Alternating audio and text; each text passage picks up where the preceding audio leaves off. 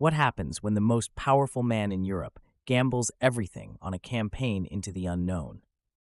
What happens when the greatest conqueror of the modern era, a man who had never truly known defeat, is brought to the brink, not by enemy soldiers, but by the harshness of the elements, the vastness of the land, and the weight of his own ambition? This is the story of 1812, the year Napoleon Bonaparte, Emperor of the French, made his greatest mistake. It is a tale of triumph turned to tragedy, of glory turned to ash, and of decisions that changed the course of history. June 1812. Napoleon Bonaparte commands the largest military force Europe has ever seen. His Grande Armée, over 600,000 strong, crosses the Niemen River into Russian territory. They are a coalition of nations under Napoleon's rule: French, Poles, Italians, Germans, even Spaniards. They march forward with confidence, their banners fluttering in the summer breeze, their boots pounding the earth like thunder. Few believe they can be stopped.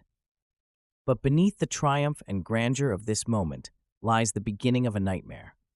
In less than 6 months, this massive force would be reduced to a mere fraction of its size. What began as a show of strength would end as one of the greatest disasters in military history. How did it come to this? How could a man of such brilliance fail so spectacularly? To understand the enormity of Napoleon's Russian campaign, we must first step back to 1812, a time when Europe was under the iron grip of one man. Napoleon Bonaparte was not merely a general, he was an emperor, a visionary, and to some, a tyrant. He had reshaped the map of Europe through conquest and alliances, toppling ancient monarchies and replacing them with governments loyal to him. By 1812, his empire stretched from the Atlantic coast of Spain to the borders of Russia. But Napoleon's ambition knew no bounds.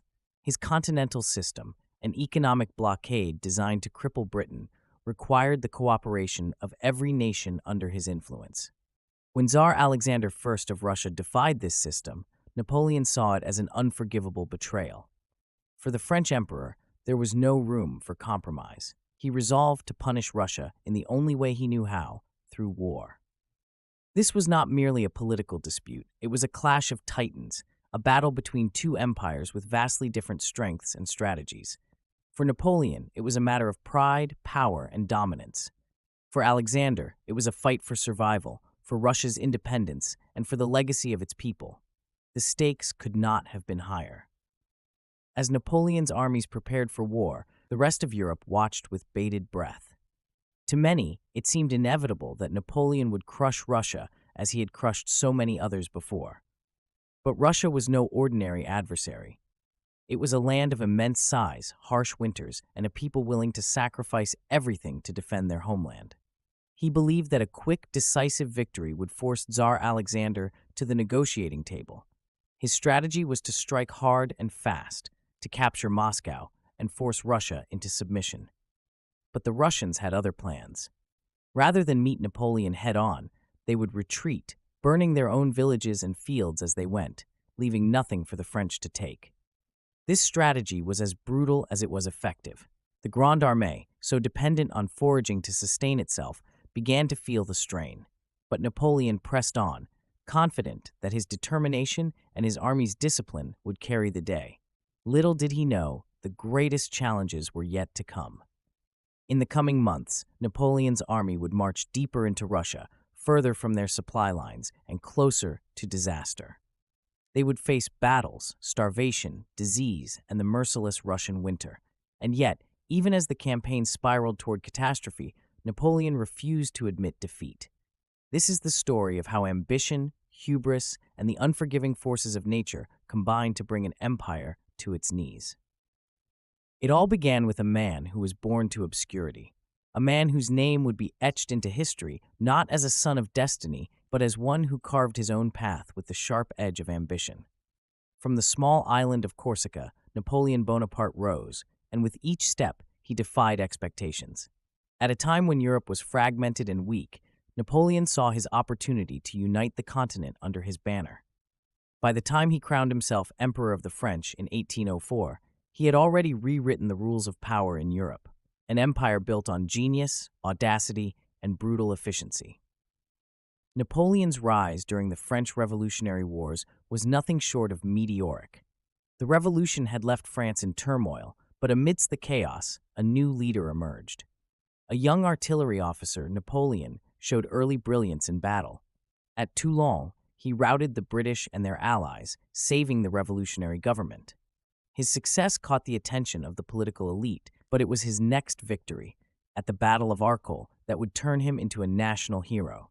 By 1799, his reputation as a military genius was cemented, and France had found its savior. A year later, he seized power in a coup, claiming the role of first consul, but everyone knew this was just a stepping stone to something much greater. Napoleon's early career was marked by a series of decisive victories that shattered the illusions of his adversaries. His genius was not just in his tactics, but in his ability to predict the movements of his enemies. In the Battle of Austerlitz in 1805, considered one of his greatest triumphs, Napoleon decisively defeated the combined Russian and Austrian forces. The battlefield was a stage, and Napoleon orchestrated every move with precise brilliance, luring his enemies into traps they never saw coming. His victory was so decisive that it shattered the Austrian Empire's resolve and forced them to the negotiating table. Napoleon's victories did not just rewrite the map of Europe, they were proof of his masterful command and tactical ingenuity. At Jena, he faced the Prussian army. His strategy was so ruthless that the Prussian forces were destroyed in a single day. The battle marked a shift in European power. And it wasn't just the soldiers he led on the battlefield. Napoleon's ability to understand the mind of his enemy was as deadly as any sword. By 1807, Napoleon's power was nearly unrivaled in Europe. After his stunning victory at Friedland, he forced Tsar Alexander I of Russia into an uneasy alliance, which seemed to secure peace across the continent. But Napoleon, a master of both war and diplomacy, began to see threats everywhere. His reign was marked not just by military conquest, but by a deep obsession with reshaping Europe to fit his vision. He made no distinctions between friend and foe. Every leader was a potential subject of his empire. Napoleon's ambition was not just to conquer, but to reshape Europe's very economy. In 1806, he implemented the Continental System, a blockade meant to suffocate Britain economically by cutting off its trade with the rest of Europe. It was a bold move designed to cripple Britain's naval power and industrial might. But the system had a fatal flaw. Britain was not the only power on the seas, and Europe's other nations were not as eager to sacrifice their own prosperity for Napoleon's war effort. The effects were immediate. British goods disappeared from European markets, but black markets flourished, and smugglers profited at the expense of Napoleon's policies. The economic strain began to show across the continent. The blockade hurt France's allies and occupied territories as much as it did Britain. Yet Napoleon, blinded by his ambition, refused to acknowledge the growing resentment. Napoleon's biggest mistake, however, was his underestimation of Russia. Tsar Alexander I had initially been a supporter of the Continental System, but by 1810, the Tsar began to feel the strain of Napoleon's policies. Russia, a vast land of vast resources and endless ambition, was not willing to bow to France forever. In an act of defiance, Alexander reopened Russian ports to British trade, a decision that could not go unpunished. The tension between Napoleon and Alexander reached its breaking point in 1812.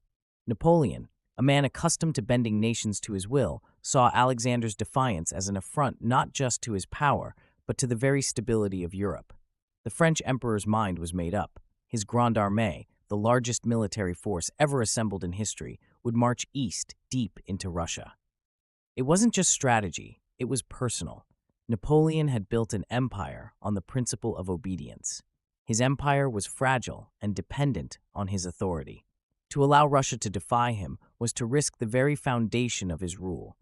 But even as his generals warned him of the perils ahead, Napoleon dismissed their concerns with the same arrogance that had carried him this far.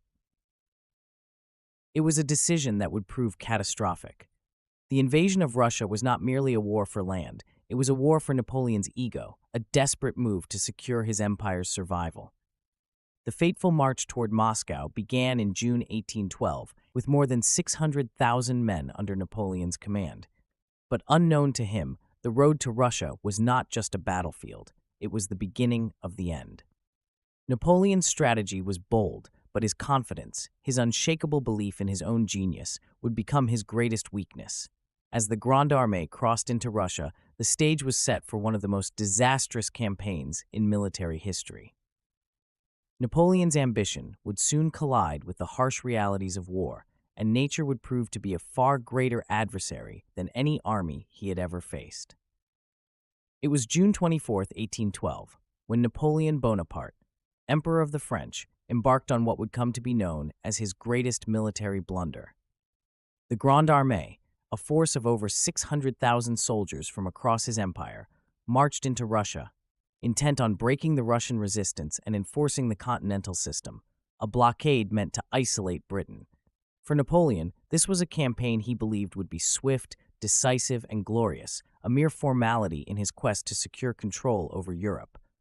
But what he didn't fully grasp was that this vast and ancient land would soon defy his expectations, pulling him into a war of attrition that would lead to his downfall.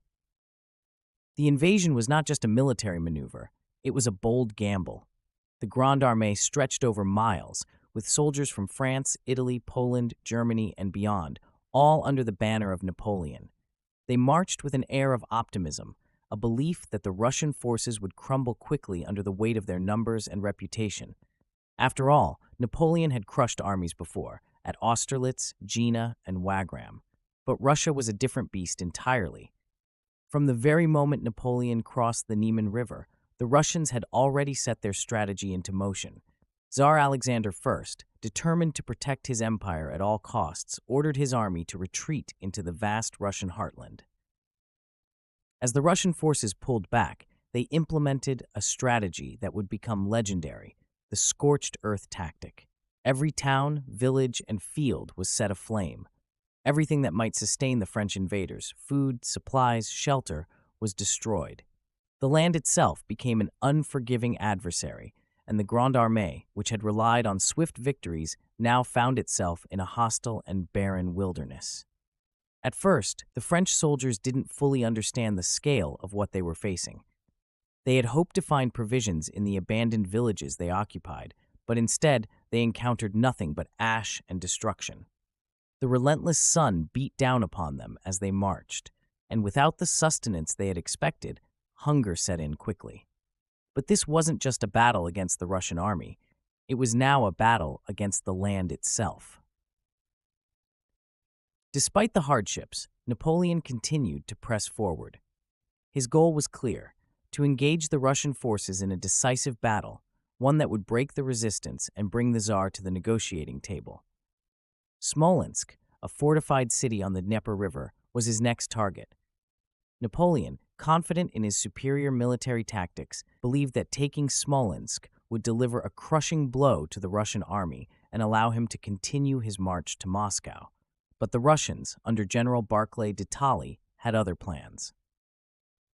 The Battle of Smolensk was a chaotic affair. Though the French managed to seize the city, they found little to gain from their victory. The Russian army had already retreated in an orderly manner, preventing any decisive engagement. In the aftermath, Napoleon's troops were weary and frustrated. They had hoped for a clear victory, but all they had captured was a city that had been abandoned and left to burn. The reality of the situation began to sink in. The Russians were not going to meet them head-on. Instead, they were engaging in a strategy of attrition, forcing Napoleon to chase a phantom enemy while his own forces grew increasingly vulnerable. As the days turned into weeks, the Grande Armée began to feel the full weight of the campaign. The combination of disease, exhaustion, and harsh weather conditions began to take its toll. Typhus and dysentery, diseases that spread like wildfire in the unsanitary conditions of the camp, began to decimate the ranks. With each passing day, the French soldiers grew weaker, their bodies succumbing to illness and the strain of the brutal march. Morale, once high, began to erode as the soldiers realized that their expectations of a quick victory were slipping away. The victory they had imagined now seemed more distant with each passing day, and the ravages of disease, hunger, and fatigue were eroding their resolve.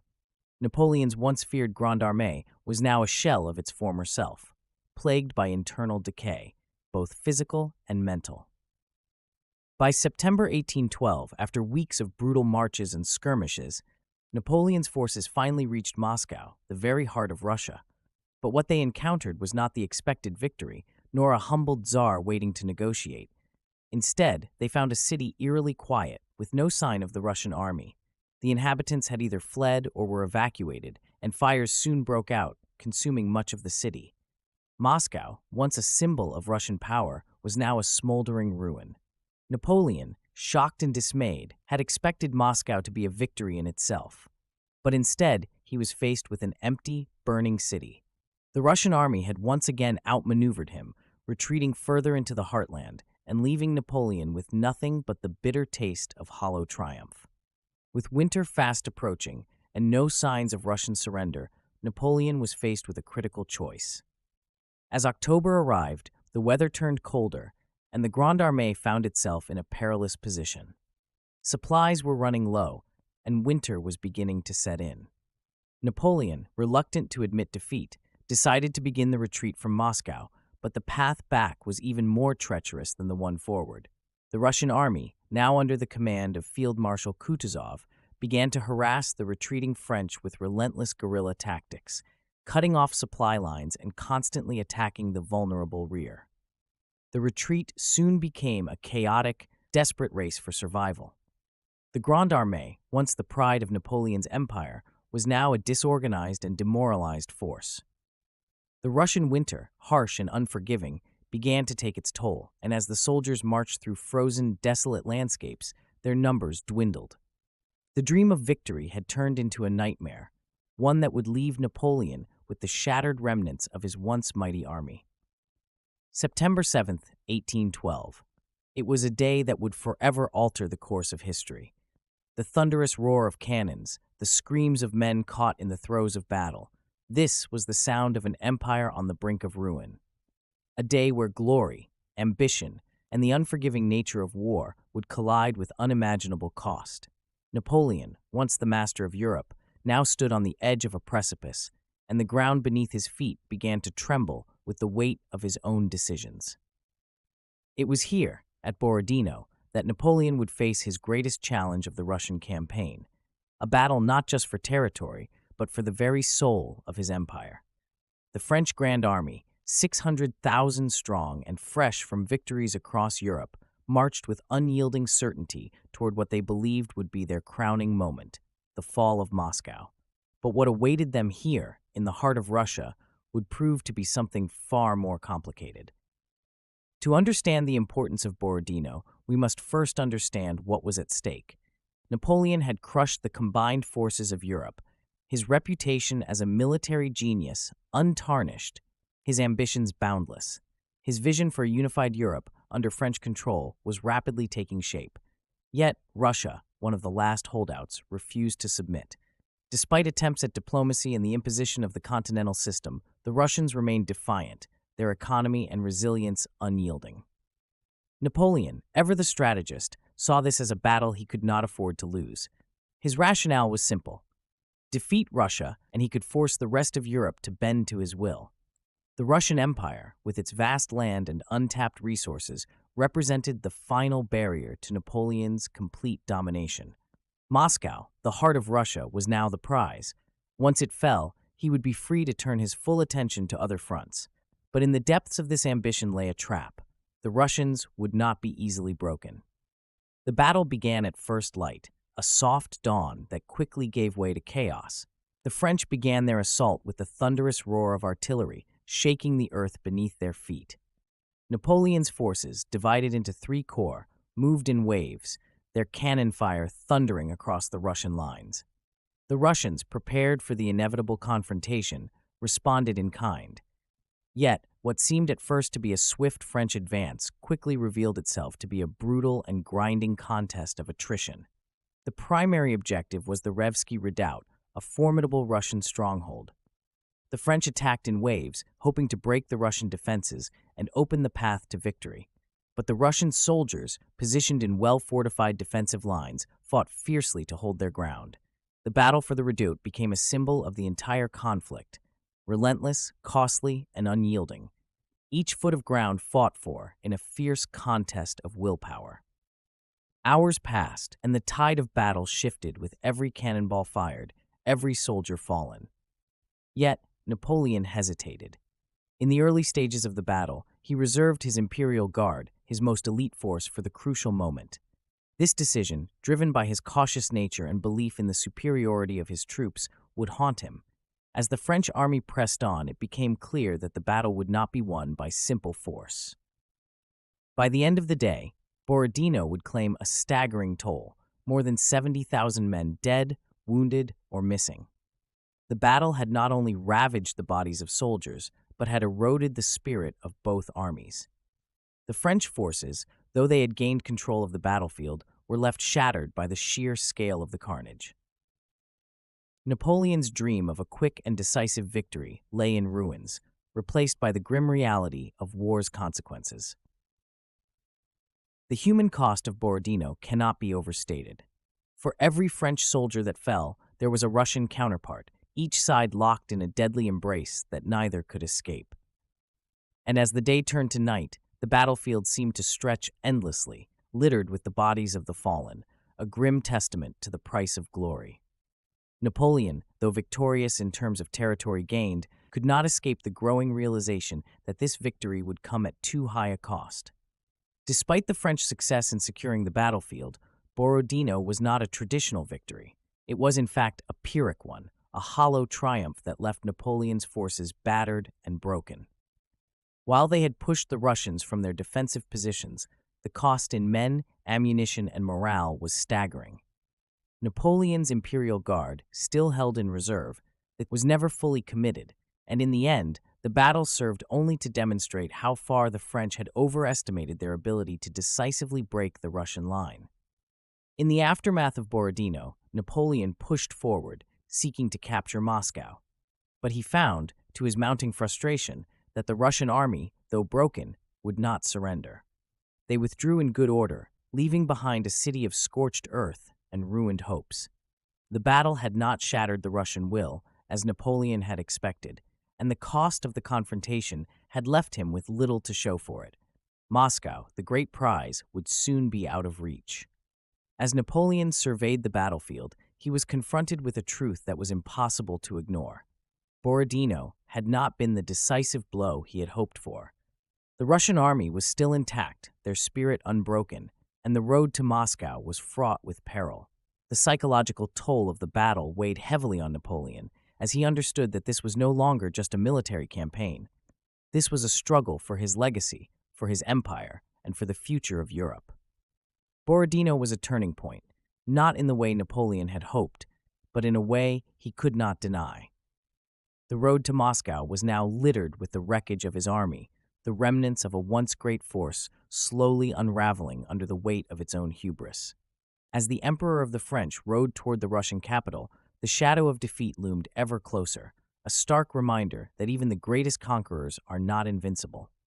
September 14th, 1812. The French army marches into Moscow, once the heart of the Russian Empire, a city of grandeur and power.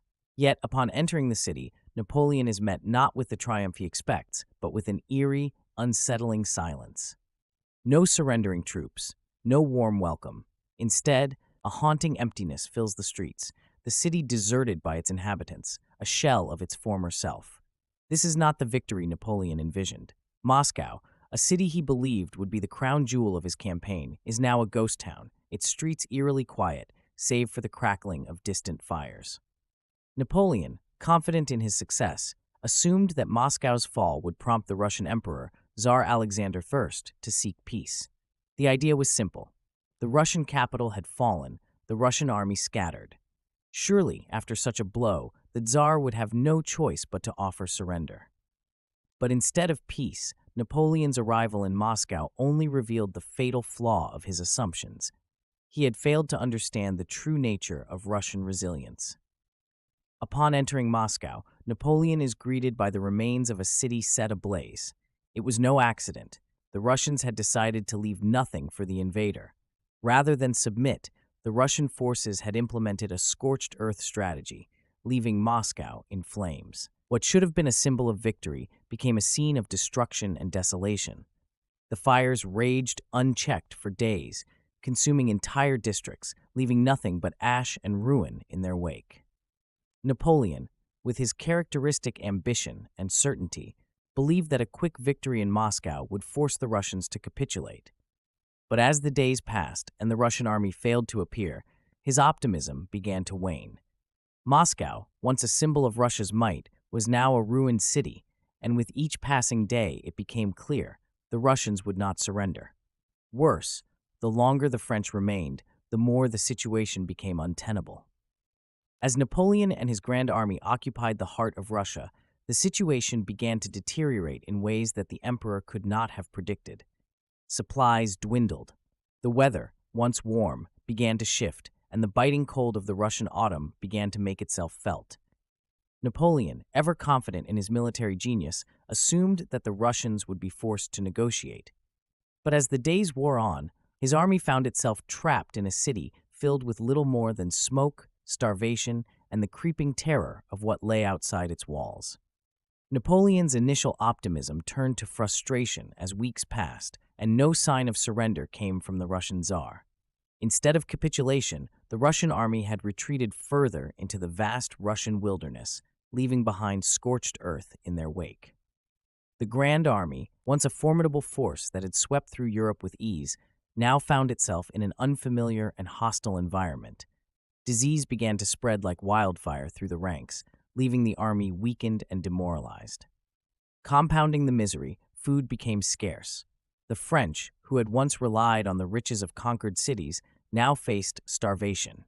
The proud soldiers of the Grande Armée were forced to scavenge and subsist on whatever meager supplies could be salvaged from the ashes. The lavish meals Napoleon once enjoyed were a distant memory, as the men of his army fought to survive in a city that was no longer a symbol of conquest, but a tomb. As October approached, the Russian winter began to make its presence felt. The days grew colder, the nights longer. Napoleon, who had never considered retreat a viable option, was forced to confront the reality of his situation. Moscow, once his prize, had become a trap. The Russian army had retreated, but it had not surrendered. And now the Grand Army was stuck in a city with dwindling resources, unable to sustain its strength. Napoleon, once confident in his ability to bend Europe to his will, now faced the grim truth. Moscow had offered him no victory. His army, diminished by disease and starvation, could not remain. The decision was made. Retreat was the only option left.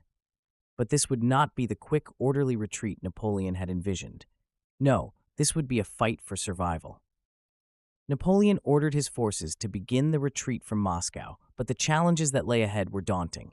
The Russian winter, with its bitter cold, would soon become the least of his concerns. The land was no longer hospitable, and the roads were a treacherous maze of ice and snow. The once proud Grande Armée now found itself in disarray, a far cry from the disciplined force it had been when it entered Russia months before. As the retreat began, the French army moved westward, their morale shattered, their spirit broken. The terrain was unforgiving, the cold biting deep into their bones, and the enemy, though invisible, was never far behind. Russian Cossacks harried the French forces, launching surprise attacks, striking when the army was weakest. The men of the Grand Army, once filled with pride, now stumbled through the Russian wilderness, fighting not for glory, but for survival. With each passing day, the retreat grew more desperate.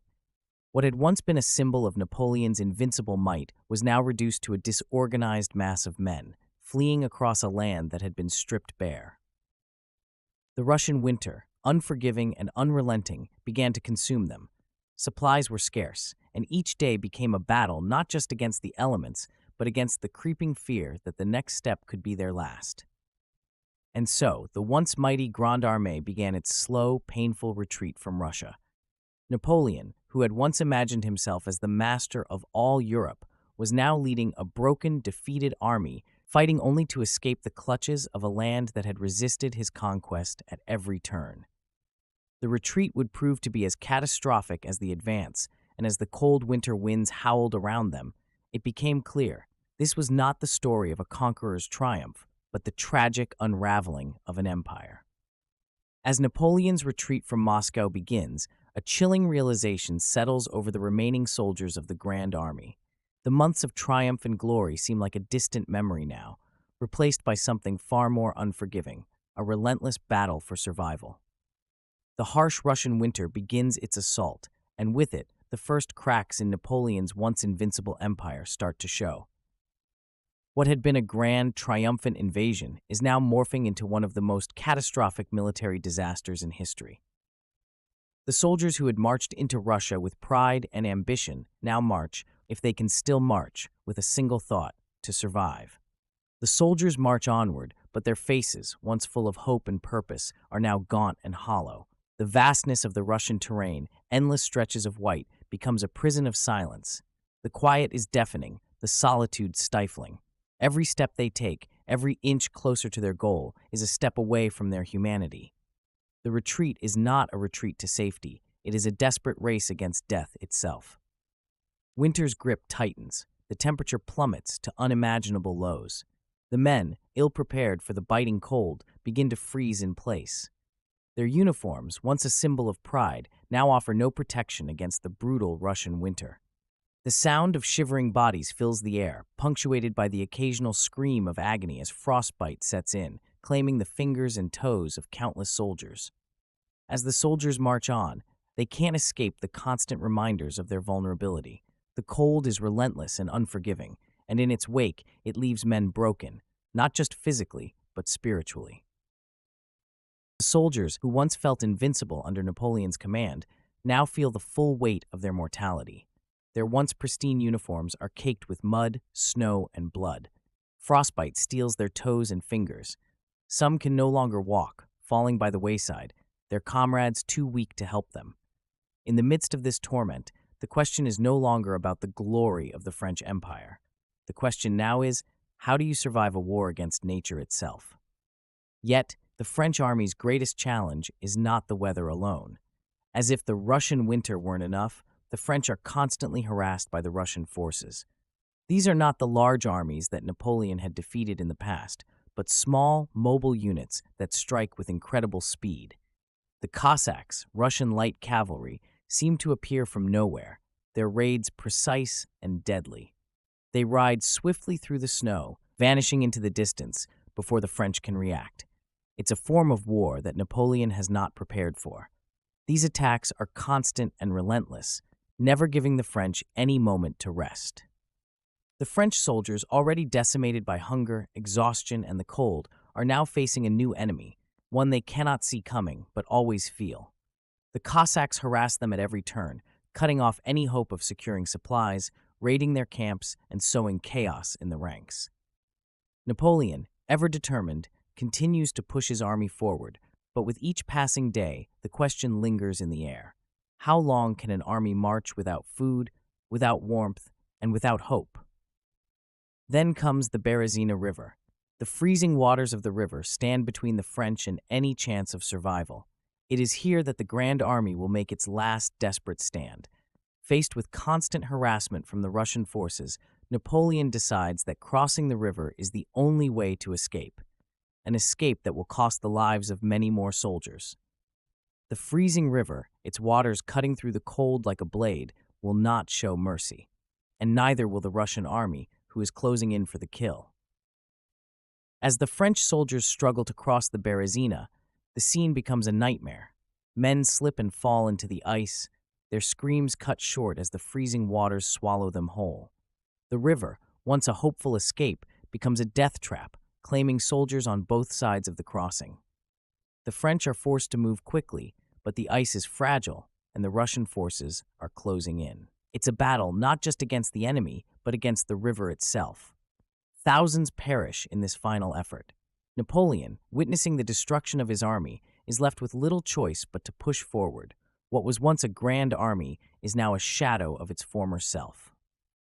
With the collapse of the Berezina crossing, the end is near. The Grand Army, once composed of 600,000 men, has been reduced to a shattered, ghostly remnant. Disease runs rampant. Typhus, dysentery, and fever sweep through the ranks, claiming more lives than battle ever could. Starvation, cold, and exhaustion have taken their toll, and those still alive begin to realize that the Russian forces, relentless and merciless, are not the enemy they fear most.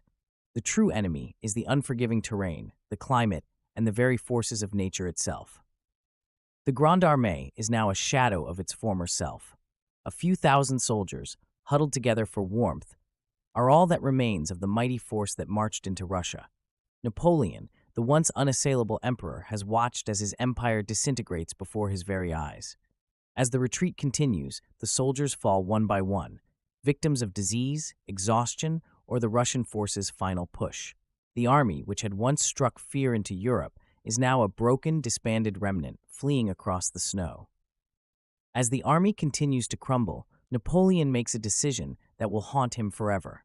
He abandons his soldiers. The great emperor, once revered as the mastermind of Europe's most powerful military, returns to Paris, leaving behind the men who had followed him into battle, now dying by the thousands. It is in this moment of defeat, in the heart of the Russian wilderness, that the full weight of his failure becomes clear. Back in Paris, the news of the Grand Army's destruction spreads quickly. The French people, once proud of their emperor, are stunned. The emperor, the man who had conquered Europe, has returned in defeat. His army, shattered beyond recognition, has been lost to the cold and the Russian forces. Napoleon's retreat is not just a military defeat, it is a personal one, a blow to his reputation, his empire, and his very identity. As the dust of history settles, and the last remnants of the Grand Army vanish into the cold Russian wilderness, the world watches as the consequences of one man's ambition unfold. Napoleon Bonaparte, once hailed as the greatest military mind of his time, has faced the ultimate test of his empire and lost.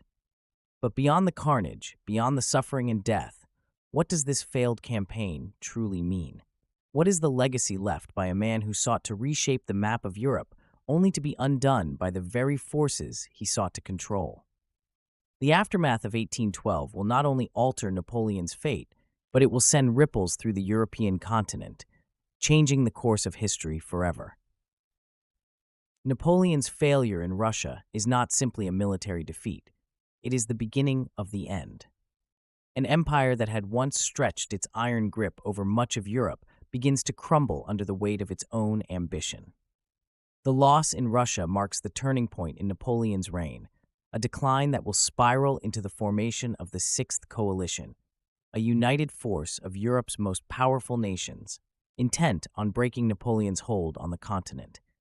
The seeds of Napoleon's eventual abdication are sown in the cold Russian winter, and the ripples of defeat will echo through the corridors of history.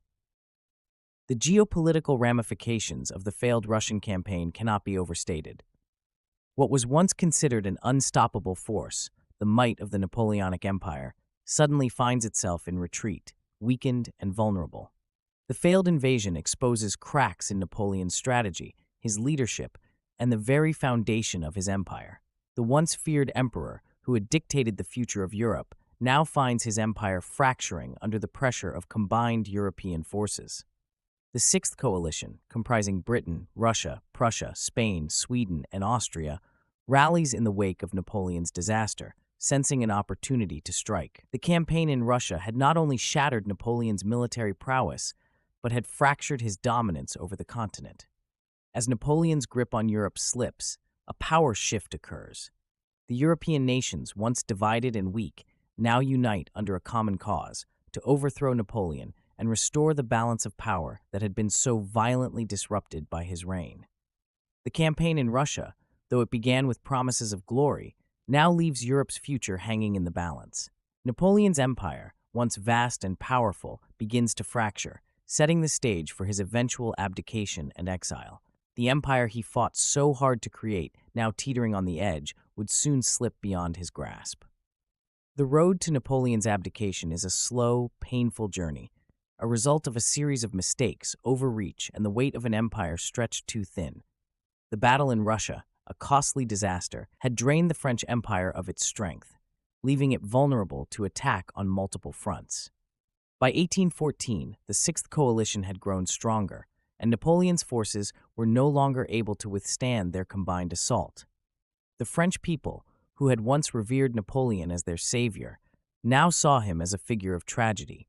With Paris on the brink of invasion and his military forces decimated, Napoleon is forced to face the consequences of his actions.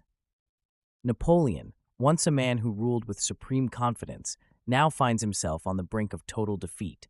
With his military forces scattered, his allies abandoning him, and his capital under siege, there is no choice left but to surrender.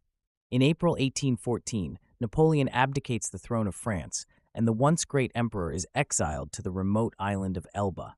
His dreams of European domination lay in ruins, and his fall from power is as swift as his rise. From Emperor of France to exiled monarch, Napoleon's journey ends not with a final glorious victory, but in the stark loneliness of defeat. As history reflects on the events of 1812 and its aftermath, we are forced to ask, what went wrong? How did the emperor who had once conquered much of Europe, who had led his armies to victory in countless battles, fall so far? The answer lies in the hubris that defined Napoleon's character. A leader who once calculated every move with precision now overextended himself in Russia, dismissing the warnings of his advisors and underestimating the resilience of his enemies. His strategy faltered not because of a lack of skill, but because of a failure to recognize his limits and the strength of those who opposed him. The strategic and logistical errors that doomed the Russian campaign were compounded by overconfidence and an inability to foresee the consequences of such overreach. Napoleon believed that his military genius alone could overcome any challenge, but the brutal winter, the stubborn Russian resistance, and his underestimation of his enemy's resolve proved otherwise. The great emperor, driven by an insatiable thirst for power, ignored the lessons of history, lessons that would ultimately cost him his empire. As we reflect on the loss of the Grande Armée and the devastation of 1812, the question that lingers is one of tragedy. Was Napoleon a tragic hero, undone by the very brilliance that had once elevated him above all others?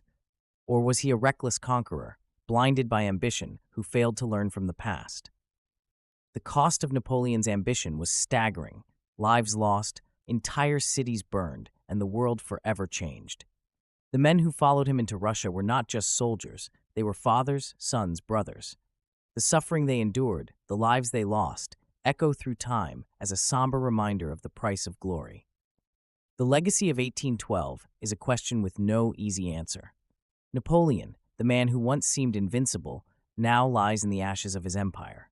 The lessons of his downfall are stark and unforgiving. Ambition unchecked, power without restraint, and the failure to recognize one's limits. But amidst the tragedy, Napoleon remains a figure of paradox, a man whose brilliance and recklessness were intertwined, a leader who changed the world, even as he destroyed it. As we look back on the events of 1812 and the dramatic fall of Napoleon, we invite you, the viewer, to reflect on the lessons of this historical moment. What do you think? Was Napoleon's downfall inevitable? Was he a tragic hero, or simply a man undone by his own hubris? Share your thoughts with us and continue the conversation about this pivotal moment in history. Join us next time as we explore Napoleon's final campaign, the Battle of Waterloo. Will Napoleon rise again, or is this truly the end of his reign? Stay tuned for the next chapter in the saga of the Napoleonic Wars.